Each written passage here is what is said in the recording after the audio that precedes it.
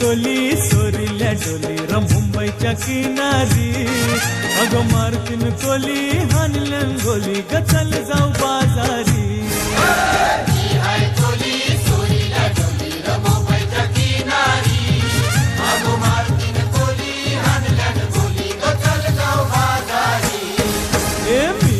कोली सोरील्या डोली र मुंबईच्या किनारी